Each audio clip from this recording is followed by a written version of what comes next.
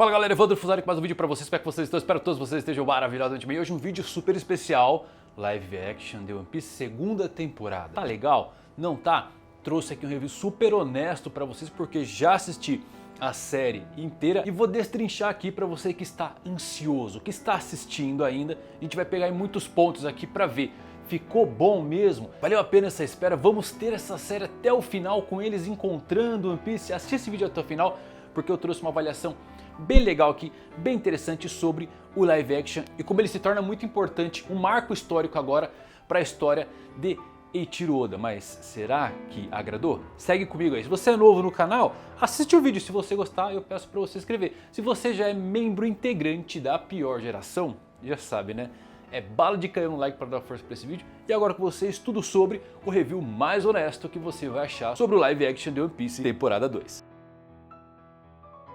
Então vamos lá, meus amigos. One Piece Into the Grand Line, ou Entrando na Grande Rota, começa exatamente onde a primeira temporada terminou, com Monkey D. Luffy, interpretado por Miyake Godoy, e sua tripulação recém-formada, com a navegadora Nami, Emily Rudd, o imediato Roronoa Zoro, que é Makenyu, o cozinheiro Sanji, Taz, Skyler e o atirador Usopp, Jacob, Romero, se preparando para entrar na Grand Line. No caminho eles fazem novas amizades, se veem perseguidos pelo capitão da marinha Smoker, interpretado por Kalun Ker, e pela misteriosa organização Baroque Works, liderada pelo esquivo Senhor Zero, ganha vida nas mãos de Joy Manganiello. A segunda temporada também adapta principalmente 5 dos principais arcos do mangá. Vocês têm noção do que é isso? 8 episódios adaptando 5 arcos do mangá. Com cada episódio em média de 1 hora, posso falar para vocês que é muito bem trabalhado, mas as coisas, infelizmente, acabam sendo bem apressadas. Os 5 arcos que eles abordam aqui são Logtown,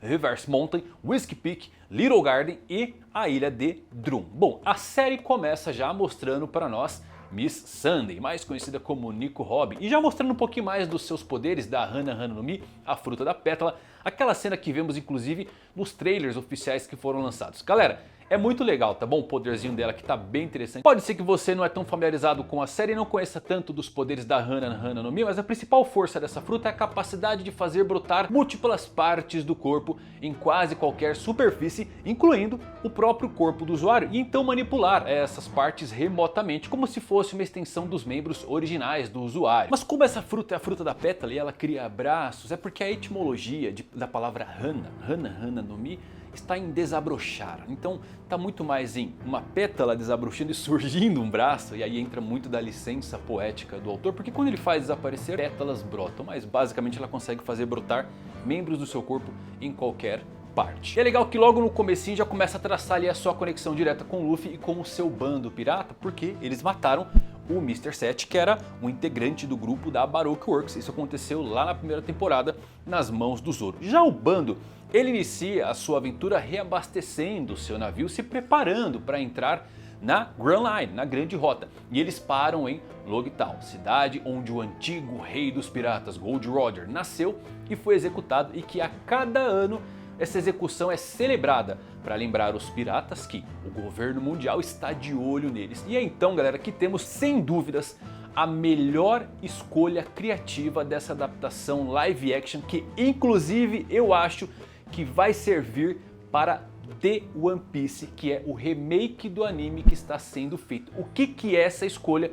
Contar a história de uma forma mais linear do que o mangá ou o anime. E por quê? De forma muito inteligente, eles pegam coisas que só surgem lá no futuro e conectam com coisas atuais, deixando de forma muito mais fluida. Alguns exemplos: a conversa que surge em forma de flashback de Gold Roger antes de ser executado e o vice-almirante Garp acontece já no primeiro episódio. No mangá, isso acontece muito depois de Logtown, lá no longínquo capítulo 551, bem à frente da história. E o mais legal, isso aqui é um ótimo easter egg para quem acompanha o mangá principalmente, o Garp já é chamado pelo Roger aqui de herói de God Valley. O que é God Valley? Se você vê só a série, aí você vai ter que esperar, vai ter que ir pro mangá, não vou dar spoiler.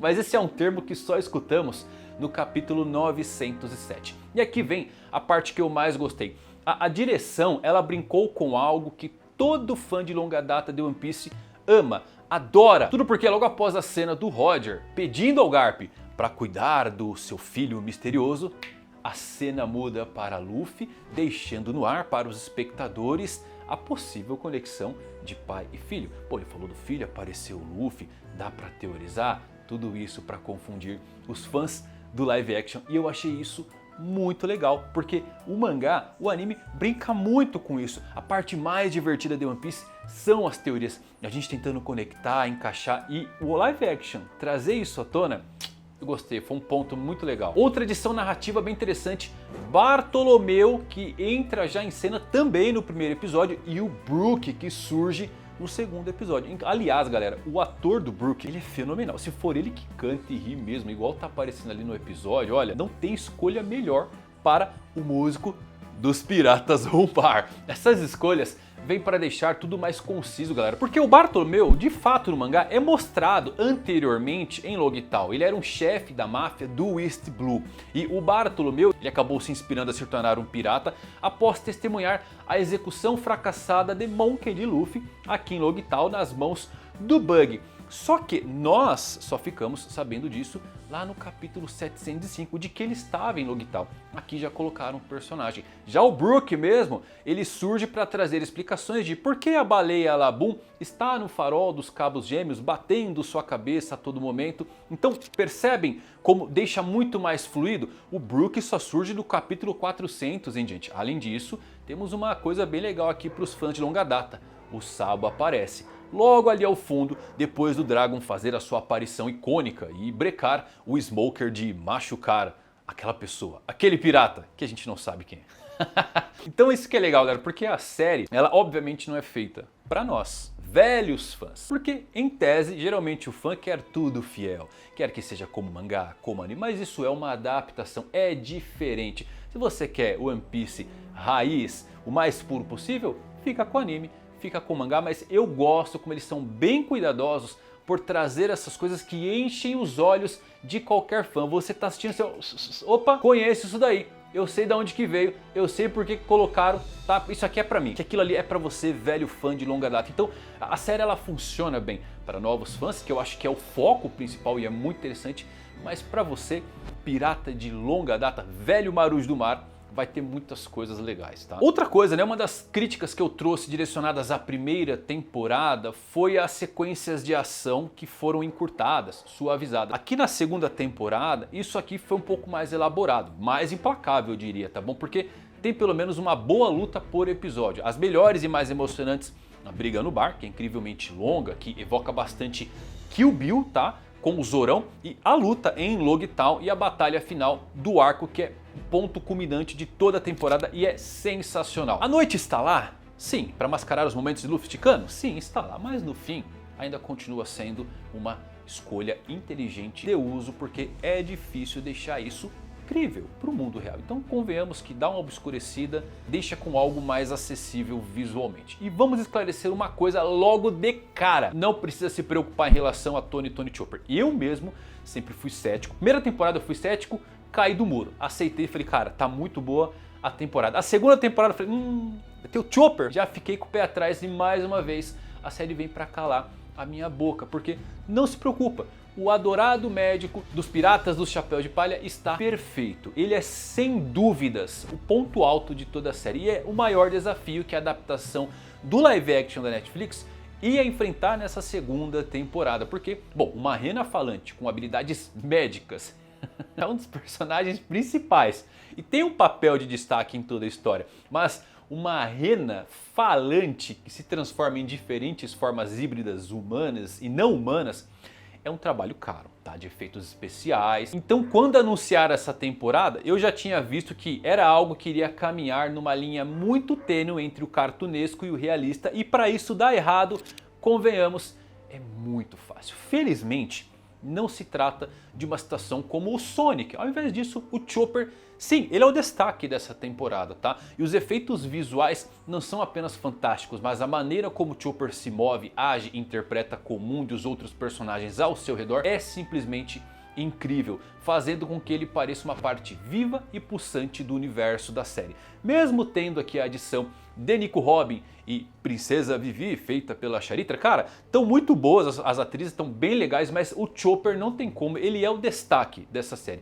Ele é caricato na medida certa para que você acredite nas expressões de choque e admiração do próprio Luffy ao encontrar essa criatura estranha pela primeira vez. Meio detetive Pikachu, sabe?Ficou bem legal mesmo. Então Chopper é simplesmente o personagem mais adorável de 2026. Não vai aparecer outro, eu duvido muito. Capaz de partir seu coração em 1000 pedaços. E eu particularmente sempre achei a história dele a mais triste do bando. Eu sei que tem outras histórias bem comovedoras, mas eu acho a do Chopper, ela é um baque muito pesado, tá? A parte do cogumelinho ali, eu acho muito tristinho o que acontece com ele, por causa da ingenuidade que tá contida na escolha ali. Então eu sempre achei muito triste e eu senti isso novamente. Eu acho que essa é a parte importante, o sentimento que um live action consegue te passar replicando algo que somente o mangá e o anime conseguem fazer. São esses momentos que fazem o live action de One Piece brilhar como adaptação, tá? Porque tem um propósito prático, claro, e é bem provável inclusive que a Netflix consiga adaptar todo o mangá do Oda. Convenhamos, galera, é um esforço gigantesco de décadas que seria exigido para conseguir concluir toda essa série. Então não sabemos até onde vai essa série, acho que tudo depende agora